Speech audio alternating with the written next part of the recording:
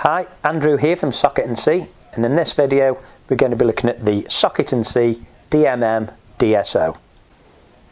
Now we'll take a look at what's included with the Socket & C DMM DSO. It comes with its own fabric carry case, the meter itself. Each meter comes with a declaration of conformity,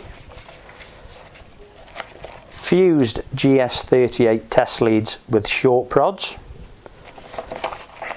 long reach prods, crocodile clips and type K thermocouple with adapter.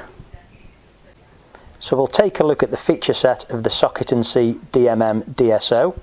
It has continuity and resistance range for belling out, temperature which is Celsius or Fahrenheit, capacitance measurement, frequency.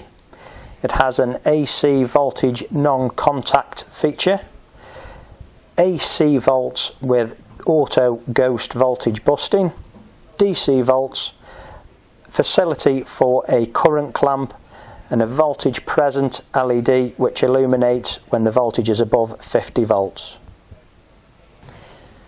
Now we're going to look at the Socket & C DMM DSO ghost voltage auto bust feature. Most ghost voltages are caused by capacitance, where a long run of disconnected conductor is lying next to an energised conductor. In this example we have a 10 metre reel, and then I've disconnected the earth, so this earth is now a piece of conductor running in parallel with the live conductor. If I take a measurement from neutral to the floating cable on a 10 megohm input digital multimeter, we have a reading of 106 volts.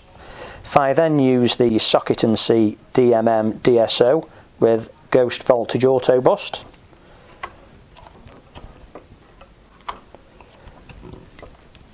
we can see that the reading is less than 1 volt.